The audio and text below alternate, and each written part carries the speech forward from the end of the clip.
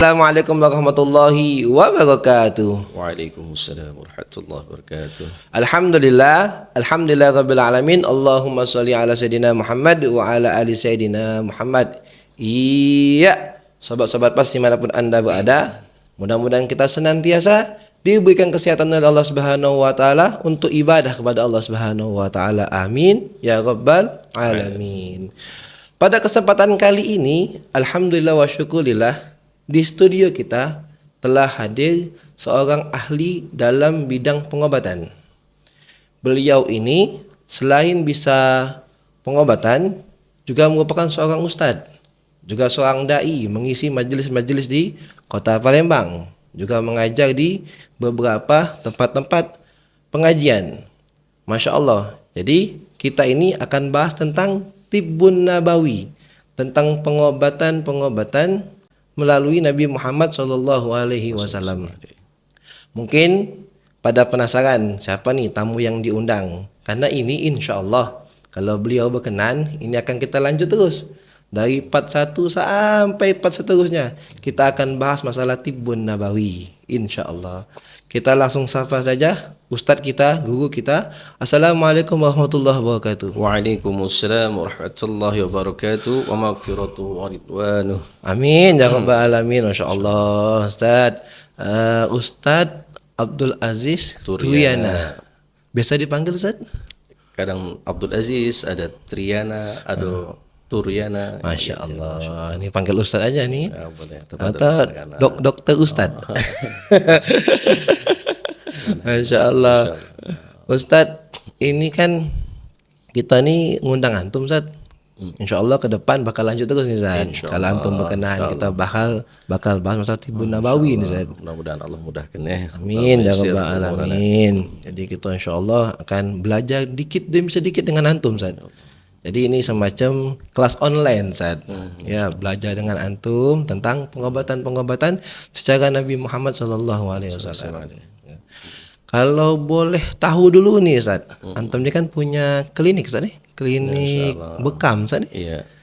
Namanya Ya, Islamic Treatment. ya, sering disebut klinik IT, Ustaz. Iya, Mulia IT. Mulia IT. Iya. Itu kalau boleh tahu, Ustaz, ada hubungan apa dengan IT, Ustaz? Iya. Pertama memang karena dulunya sebelum di pengobatan basic kita memang di IT. Oh, dulu sebelum di pengobatan. Ya, information technology. Jadi kita samarkan juga bisa IT, bisa Islamic treatment. Maksudnya dengan cara-cara Islam. Mulia Islamic treatment artinya menjadi mulia dengan cara-cara Islam. Apapun yang kita lakukan harus sumbernya berdasarkan Islam. Apa itu? Yaitu apa yang diajarkan Rasulullah SAW. Allahumma sholli wa sallim. Melalui sunnah-sunnahnya, hadis-hadis maupun Quran, kita berusaha jalur utamanya keluar daripada itu, koridor utamanya. Jadi selalu ingat Islamic treatment. Jadi apapun yang dilakukan supaya mulia, jangan lepas dari cara-cara Islam. Jadi itu yang disebut klinik IT. Dulunya sempat di dunia IT, Zat. Iya, betul sekali. Sebelum ke dunia kesehatan. Iya, betul. Untuk di dunia kesehatan ini, Zat, antum dulu belajarnya di mana, Zat? Iya. Jadi untuk belajar di pengobatan ini banyak sekali yang kita sudah pelajari juga. Pertama memang awalnya ada bekam, al-hijamah, kita pelajari juga dari guru-guru yang di bidangnya ahli selain di pengobatan tradisional juga pengobatan konvensional, dokter-dokter juga banyak. Salah satunya Dr. Wada Umar Ramani, dulu pernah belajar di Jakarta, kita pernah belajar. Kemudian ada juga dengan Dr. Ali Ridho. Dia seorang dokter juga dan juga Sinse. Sekarang dia ahli di tradisional akupuntur, juga ahli di herbal TCM, traditional Chinese medicine. Juga ada belajar dengan Ustadz Azib Susianto. Dia pakarnya Al-Hijamah internasional. Dia ke Turki, kemana-mana mengajar, ke Malaysia. Itu yang menggaungkan hijamah ini betapa mulia berdasarkan riset beliau 7 tahun. Insya Allah. Jadi kalau dengar dari tentang pendidikan antum ilmu kesehatan ini, kata wong Palembang tulang ngelotok batin nih Zat. Nah, masih terus ilmu kurang terus. Masya Belajar Allah. terus. Terus belajar Iya, terus menggali lebih dalam lagi tentang ilmu kesehatan ini Zat. ilmunya kecil, semakin jebur ke laut semakin kecil gitu ya. Masya Semakin kurang, Masya Allah. Allah, semakin kelihatan bodohnya. Masya Allah. Untuk dunia kesehatan Zat, ini kan antum memilih, kita kan untuk kesehatan ini kan semuanya dari Allah Ustaz ya. Iya. Balik-balik ke Allah Subhanahu wa taala melalui jalan-jalan yang kita percaya Ustaz ya. Betul. Mengapa antum memilih ke Bekam Ustaz, ke hijamah? Iya. Itu. Jadi modalitas untuk di Tibun Nabawi ini kan holistic medicine. Holistic medicine maknanya pengobatan yang menyeluruh, sebagaimana kalau kita doa la yughadiru saqama. Yang sembuh tidak ada meninggalkan bekas, sembuh nian sembuh, betul-betul sembuh, bukan cuma menghilangkan sakit. Menghilangkan sakit itu belum tentu sembuh, seperti menghilangkan sakit kepala. Minumkan suatu penghilang nyeri itu bukan sembuh, tapi hilang nyerinya nanti kumat lagi. Dikatakan definisi sembuh benar-benar la yughadiru saqama, benar-benar hilang nian yang betul-betul gitu ya. Tidak meninggalkan bekas. Iya betul. Jadi hijamah ini di antara beberapa modalitas terapi, kita pelajari akupuntur, pelajari juga herbal, ya. Herbal pernah kita belajar dengan Dr. Agus Rahmadi, salah satunya dulu waktu dia Palembang, pernah belajar juga. Jadi kemudian ada lagi terapi totok punggung. Terakhir juga ada kita belajar untuk patah tulang dan keseliu. Alhamdulillah. Jadi dari sekian banyak pengobatan yang kita pelajari, termasuk juga ruqyah gitu ya. Jadi kembalinya puncak daripada syifa itu ada pada posisi al-hijamah, itu Bekam Sallallahu dan ruqyah. Nah, jadi ketika udah nyerah, udah pusing kepala, udah nggak tahu lagi pengobatan gimana, biasanya dengan dua pengobatan penggabungan al-hijamah dan ruqyah ini, masya Allah. Jadi luar biasa di ini kan ya. Jadi puncak daripada pengobatan. Gitu, jadi balik-balik ke Allah Ustaz ya. Balik lagi sama teman-teman juga yang buka aneka terapi, ada apa teman-teman yang ahli juga di bidang pengobatan tradisional nih, belajar macam-macam aneka pengobatan, ujung-ujung lagi dia mendalami Bekam karena hasilnya yang terlihat itu kan orang melihat hasil, evidence base-nya itu hasil di lapangannya juga. Orang tuh nggak cuma cerita apa nama itu hilang sakitnya, tapi benar sembuh. Itu memang banyak sekali. Jadi dari sisi di lapangannya begitu. Kalau di dunia kesehatan antum masya Allah Ustaz, mumpuninya ini Ustaz.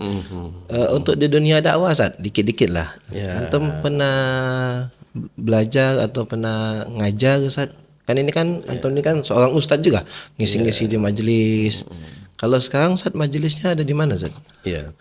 Kalau untuk belajar terus kita niatkan sampai innalillah, sampai meninggalnya pun juga kita terus niat belajar. Sampai sekarang pun masih terus belajar kepada ustadz-ustadz kita.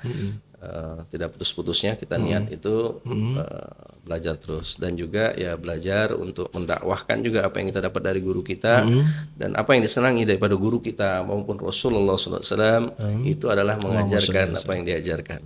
Jadi itu yang paling terbaiknya. Jadi kita mengisi di beberapa juga majelis, juga beberapa majelis belajar, juga ada pernah ngisi di beberapa majelis di daerah Jakabaring, ya. Salah satunya di Masjid Tarbiyah dulu pernah ngisi pada subuh, ngisi kitab lah, kitab fikih pernah. Kemudian juga di musola-musola di Al Hidayah pernah ngisi ilmu tajwid tahsin juga. Ya. Masya Allah.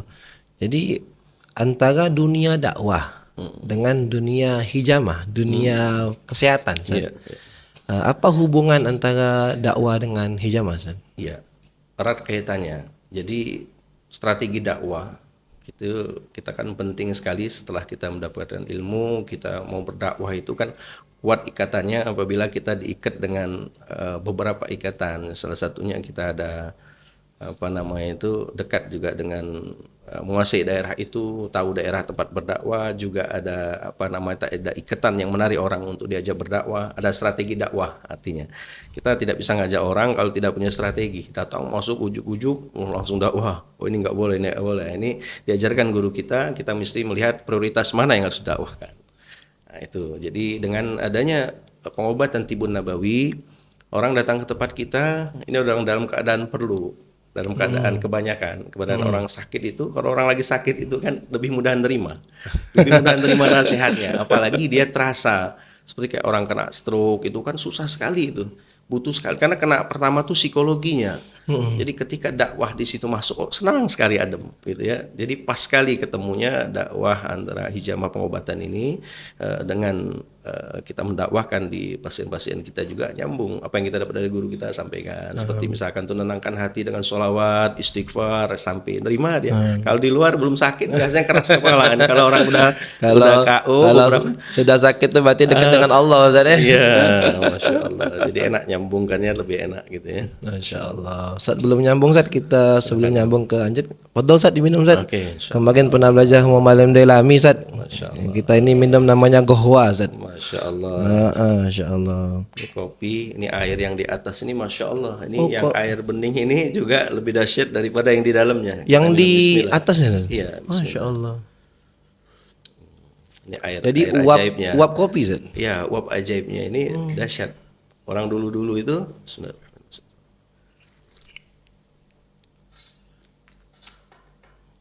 Ini saripatinya lah boleh dikatakan.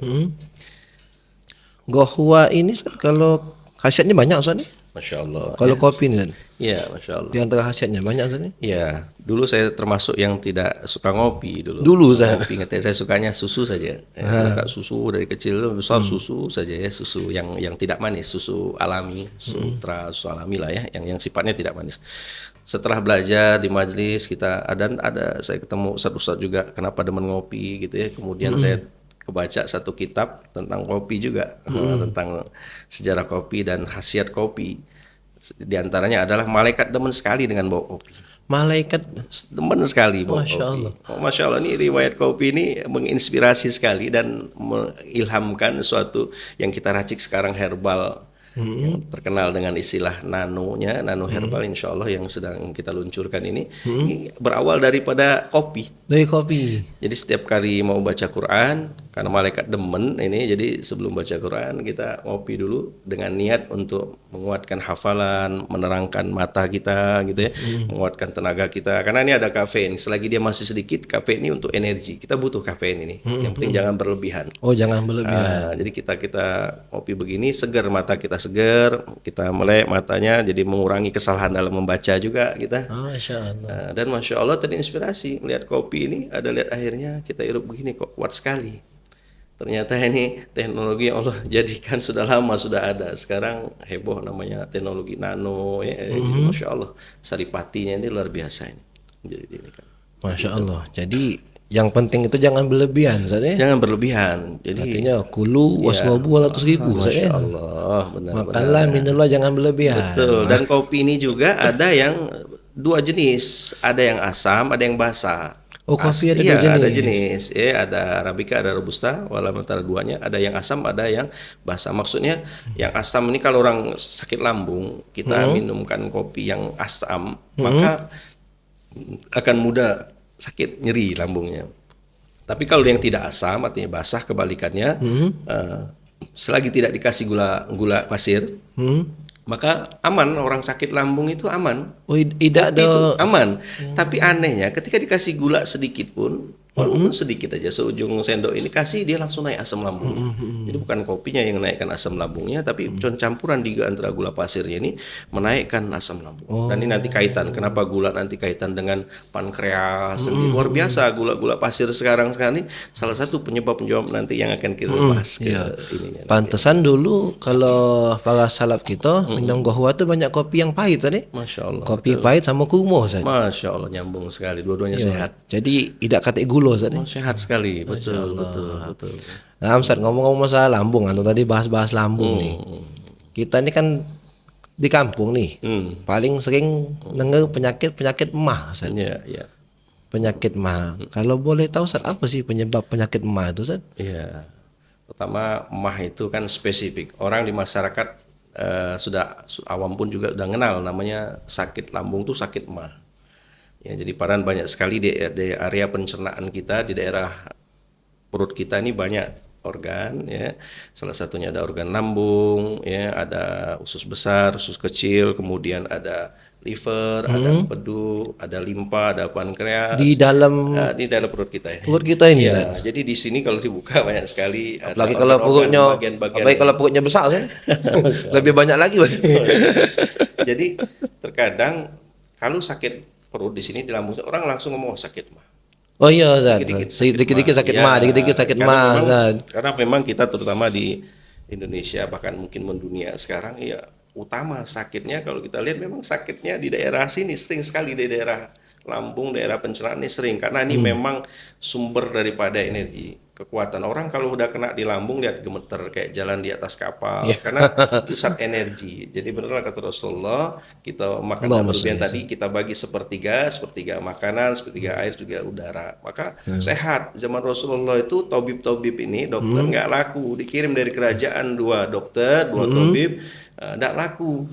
Karena semuanya sehat. Ustaz. Berapa bulan pulang. Kenapa? Terus ditanyakan kenapa ini sehat-sehat umatnya Rasulullah di zaman Allahumma Rasul sahabat itu. Kenapa sehat-sehat? Kami ini adalah kelompok yaitu yang kami makan ketika lapar dan berhenti sebelum kenyang. Nah, itu Masya sehat pertama yang diresepkan Rasul. Jadi makan ketika lapar, berhenti sebelum kenyang. Jadi artinya jangan tunggu sampai berlebihan lapar. Artinya begitu lapar makanlah, jangan sampai keperihan gitu. Terus kemudian sudah jangan sampai kenyang sampai sendawa kuat gitu ya. Sudah agak cukup. Maka dibagi untuk nafas kita, untuk udara sehingga enak kita ini kan. Terus kemudian airnya juga ya dibagikan. Jadi ketika tidak berlebihan begitu maka kuncinya sehat. Masya Allah. Jadi kunci sehat itu sebenarnya pencegahan apa yang dimakan itu, melihat apa yang dimakan, kehalalannya, terus toyibnya juga, baiknya. Tiap-tiap orang kan punya baiknya makanan. Ini Halalan halal, toyibah, sama-sama. Jadi makanya disebut halalan toyibah. Ini halal makanannya. Toyib tiap-tiap orang berbeda. Jadi ada yang sudah berlebihan, misalkan konsumsi gulanya jangan berlebihan. Ada yang kurang, dia harus dilebihkan. Jadi artinya tiap-tiap orang mengukur dirinya Toyibnya itu beda-beda. ya, artinya sebaik-baik urusan yang pertengahan, jangan berlebihan. Kuncinya itu ada pada tidak berlebihan. Semua konsep pengobatan itu orang sehat tuh dikatakan sehat dia tidak berlebihan. Tensi tinggi masalah, tensi rendah bermasalah. Ya diabetes ketinggian juga masalah, kerendahan juga lemes juga. Jadi yang bagus adalah pertengahan. Jadi alladzi khalaqaka fasawwaka fa'adalak. Allah yang menciptakan, menyempurnakan dan menyeimbangkan. Ini seimbang artinya pertengahan. Keseimbangan yang paling penting sebenarnya sehat itu seimbang. Itu prinsipnya. Di seputaran perut kita ini kan banyak tadi Ustaz. Iya. Berarti kalau kita mendeteksi oh ini aku nih sakit mah. Itu bagaimana cara mendeteksinya Ustaz? Ya, namanya ada metode palpasi, ada juga kita melihat dari area mata, ada menyentuh juga namanya palpasi. Kalau kita sentuh misalkan 5 jari contohnya dari area pusat, kalau kita sentuh di daerah 5 jari sini, kemudian 3 jari dekat ulu hati kita detect. Nah, nyerinya kalau di daerah ke sini sejajar sini, kemudian ke arah kiri di bawah tulang rusuk ini kita detect mana yang lebih nyeri. Kita bandingkan. Ini kan di bawah sebelah sini tulang rusuk sebelah kanan, ada kiri, ada tengah. Kita bandingkan. Biasanya kalau di asam lambung nyeri dia akan sendawa, tekan sini dia sendawa dan lebih nyeri. Nah, tapi kalau dia sakit yang umum mah di masyarakat tukak lambung namanya, ya, kan ada GERD, ya, GERD itu gastroesophageal reflux disease, artinya asam lambung naik ke atas. Asam lambung naik ke atas nih banyak sekali nanti kita cerita apa penyebab asam lambung, kenapa dia bisa naik, itu banyak sekali faktornya. Ini tukak lambung yang mah yang diumum di masyarakat sampainya ke masyarakat, makanya bahasa medis maksud bahasa kesehatan sama bahasa awam ini kadang-kadang kita perlu terjemahkan dengan detail. Seperti contoh radang aja. Di dalam dunia medis radang itu inflamasi, ada peradangan, ada luka di dalam sebenarnya tenggorokan. Tapi di awam radang itu panas. Padahal disebut radang. Jadi kadang-kadang kalau kita langsung dengar langsung kasih obat bahaya ini. Radang maksud orang awam ini apa maksudnya? Kita harus benar. Kadang-kadang radang di bahasa medis tapi ternyata maksud dia ini badannya udah enak, gregesan, panas-panas, bukan radang tenggorokan. Beda maknanya. Beda makna. Jadi artinya maksudnya apa? Jangan cuma sekedar bahasa orang awam sama medis saja. Jadi dilihat secara maknanya tuh apa. Nah, kemudian kalau kita sentuh di sini biasanya orang kena lambung. Lambung itu biasanya luka. Karena asam lambung berlebihan, makan pedas berlebihan, ini akan luka. Nah, ini kalau kita tekan sebelah kiri di sini, kita tekan begini aja. Nah, tekniknya kita ini kan, kita tekan sebelah sini, biasanya nyeri sakit ya. Nah, di sininya juga biasa nggak sendawa. Ada orang dua-dua dia sakit tukak lambung, ada juga asam lambung juga kena dua-dua. Ada. Nah, ada lagi mirip juga orang kena asam lambung cirinya sendawa, sering sendawa ya. Nah, sendawa juga orang asam lambung juga belum tentu juga ada kita tekan di sini mirip juga empedu. Biasanya ada batu-batu empedu nggak lancar di daerah area empedunya itu udah mulai nutup, dia sendawa terus juga. Nah, makanya kita selain di tag sini ini kenanya apa nih di area sini, ada juga usus buntu kita tekan sini juga area sini. Jadi kadang-kadang makanya kita mengobati itu jangan langsung mudah-mudah mengobati, baik dari sisi bahasa, maksud bahasanya si orang bertanya ini, kemudian juga areanya itu area mana saja, biar pas gitu. Terus diagnosanya kita lengkapi. Mau diagnosa, kadang-kadang pasien pernah datang ke medis, cek labornya juga kita pegang sebagai bahan Acuan, dasar ya? diagnosa juga, pembanding juga kita lihat. Oh ini, nah kadang juga kita lihat orang sendawa juga ke jantung.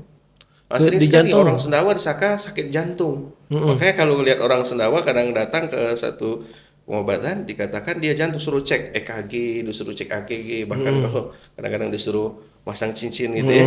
Nah, ini lihat dulu karena mirip-mirip orang kena asam lambung, dia jantungnya juga akan berdebar sama kayak orang jantung. Memang dia sakit di jantungnya, tapi bukan berarti dia sakit jantung. Efeknya, set efeknya dia ke jantung, tapi bukan utama. Maka kita melihat mana utama keluhannya itu sumbernya dari mana. Dideteksi Jadi dulu, Ustaz, ya? deteksinya, iya sering sekali kita melihat orang nih kok diobati seperti kata tadi mah katanya, ternyata pas dicek dikasih obat mah kok belum tuntas-tuntas. Begitu cek lebih dalam, udah datang ke medis juga, datang ke tradisional juga kok belum tuntas. Nah, kalau kita udah lihat datang ke beberapa tempat, kita juga harus lebih waspada lagi, kita lihat seluruh. Oh, ternyata di sini ada lebih sakit di sebelah kanannya.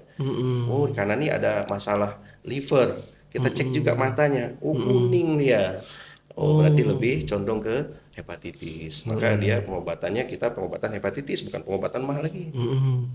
Salah deteksi, Gitu. salah juga pengobatan, Salah Ustaz, ya? juga. Makanya Masya Allah, jadi penentuan awal itu memang harus mengetahui seluas-luasnya, sedetail-detailnya, artinya kita menggunakan diagnosa secara keseluruhan, sebanyak mungkin diagnosa, dan jangan lupa minta petunjuk sama Allah, karena Allah yang menyembuhkan. Menyembuhkan. Wa idza maritu fahuwa yashfin. Surat Asy-Syu'ara, surat ke-20 apa namanya itu 26 ayat 80. Jadi apa namanya itu?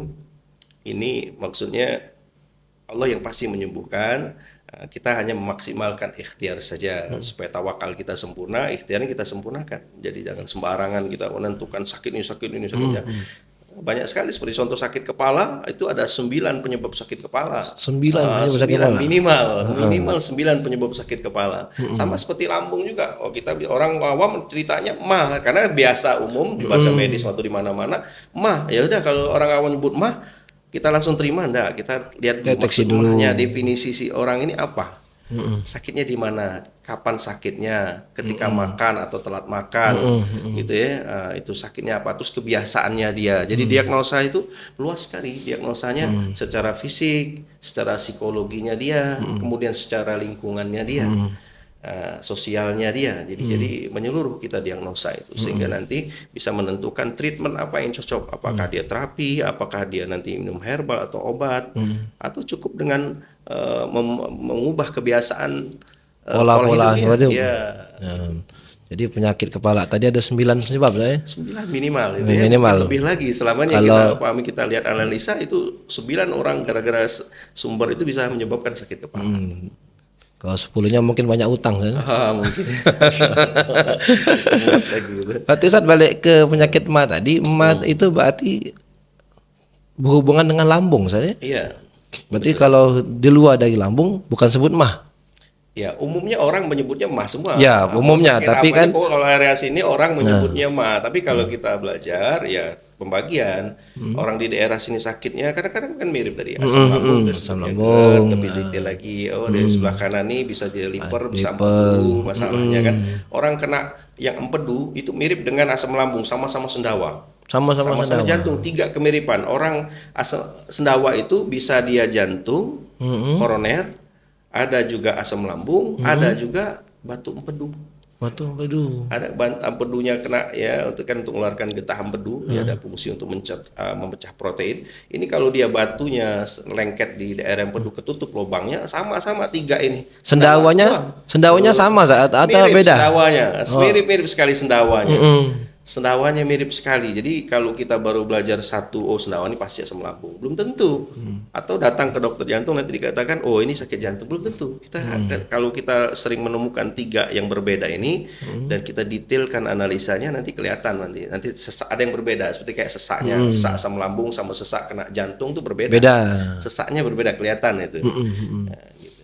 Untuk kita kan kalau di kampung kan, tempat-tempat kita ini kan penyebab sakit mah itu diantaranya terlambat makan, Zat. Ya.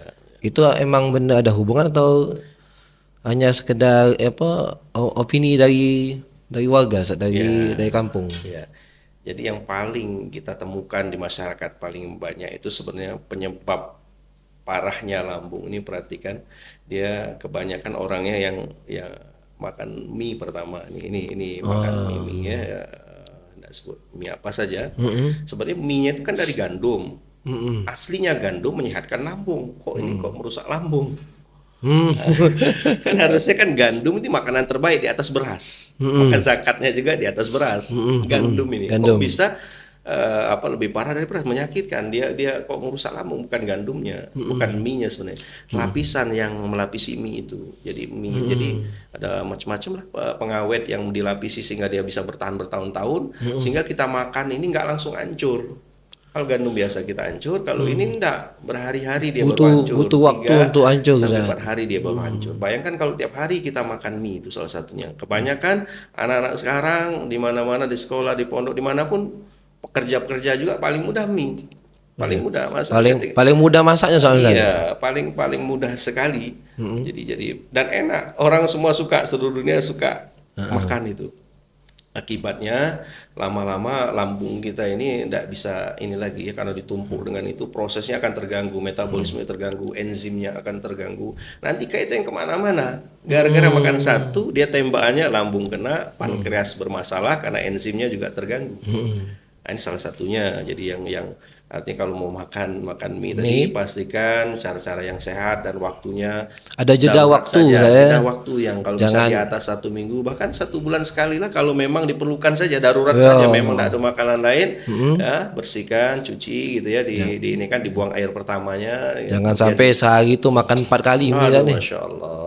Ini nanti awal anak muda kuat awalnya, karena kan semua kuat organ-organnya. Nanti lama-lamanya ada batas, ada ajalnya, ada batas limitnya kekuatan tubuh kita ini. Nanti kena dia nanti ya. Jadi lama-lama. Tapi kalau mie yang terbuat dari gandum asli, Ustaz, Masya Allah, berarti aman tadi. Ya, jadi kan buat sendiri bagusnya, buat sendiri dari gandum ya. Ini kan tanpa ada pengawet, penyedap itu yang menyebabkan masalah itu kan pengembang, pengawet, penyedap. Berarti bukan mie-nya, tapi kan ada campuran di dalamnya. Ini yang menyebabkan kerusakan lambung kita. Ya, jadi itu. Kedua yang pedas-pedas berlebihan. Pedas yang berlebihan. Seperti kayak cabai ini kan aslinya obat untuk otot sebenarnya. Kalau untuk relaksasi otot bagus cabai. Oh, cabai itu juga untuk obat kan? Mengandung vitamin B, bagus. Cabai ini bagus berawalnya. Kalau kita tidak berlebihan, perlu kita makan cabai. Tetapi jangan terlalu pedas. Ada cabai kata orang ini yang suka, kita lihat orang nggak kuat ini suka pendarahan di lambung. Cabai burung apa orang kita suka nyebutnya itu ya, cabai Jepun apa cabai apa. Nah ini pedasnya berlebihan sehingga akan merusak lambung kita, akan mengikis lambung kita. Pedas berlebihan, asam lambung kita berlebihan juga rusak. Yang ketiga masalah tadi telat-telat makan. Telat makan termasuk juga. Jadi artinya tadi kan makan ketika lapar, laparnya berlebihan. Udah lapar nian, ujung Palembang kan. Kaitannya kok kenapa di bulan puasa orang lapar berlebihan tapi enggak sakit? Ini rahasianya Masya Allah. Balik lagi kekuatan tubuh ini ada pada daleman, itu niat. Ketika niat untuk menahan itu, maka dia jadi kuat badannya, malah sehat. Anak bau mau tanya tadi San. Kan kalau terlambat makan kan, kalau telat makan kan jadi sakit mah. Terus apa kalau orang puasa sakit nggak? Sudah antum bahas. Padahal ini unik, malah dia menyehatkan. Hasil penelitian semua sudah proven bahwa orang berpuasa tuh menyehatkan, semua udah jelas. Nah, jadi yang membedakan orang kelaparan berlebih sama orang yang berpuasa ini teratur waktunya, jamnya, waktu sahurnya, jam ketika berbukanya, dan juga orang buka dan sahur. Kenapa orang banyak masih kelaparan? Ada satu yang ketinggalan, niat. Kalau namanya dengan niat semuanya jadi kuat. Jadi na'malu bin niat itu benar-benar. Jadi segala perbuatan apapun juga dengan niat. Nah, buat baik ketika dengan niat apapun yang jadi kuat dia. Dan datang majelis walaupun sakit kepala, masuk angin nih. Kalau tidak niatnya enak. Ketika kuat, dia niat kuat, masya Allah jadi syifa, jadi obat. Datang ke majelis sembuh semua sakitnya. Masya Allah. Jadi balik lagi ada kekuatan daleman. Makanya jadi selain tubuh manusia ini bicara fisik, bicara juga tentang yang non fisik. Yang di dalaman ada jasad, ada ruh, ada dalamannya, itu yang paling penting. Nah, jadi tadi ada makan mie instan, saja Ini yang paling ada utama yang paling sering kena. pedas-pedas sama telat makan, Zat. Ya betul. Tiga inilah penyebab faktor yang paling banyak untuk penyakit lambung, Zat. Betul. Penyakit emah tadi. Kalau sudah kena sakit emah nih, Zat, sebelum kita ke klinik atau ke dokter atau ke rumah sakit untuk dan pengobatan yang lainnya, untuk kita berobat di rumah, Zat. Ya, Apa yang kita lakukan, Zat, sebelum ke tempat Oke. pengobatan? Ya. Tadi yang saya jelaskan tambahan sedikit tentang lambung tadi. Salah satu kalau pengen menguatkan lambung dulu tadi, makan kita kebiasaan kita satu makan sambil minum. Makan sambil minum. Makan nasi sama buah. Jadi ketika makan minum ini juga salah satu yang merusak lambung kita juga. Jadi Kalau makan dua suap, 3 suap kita minum. Ya, ini kecuali darurat orang yang kena ya memang takut keselak ya nggak apa-apa dikit.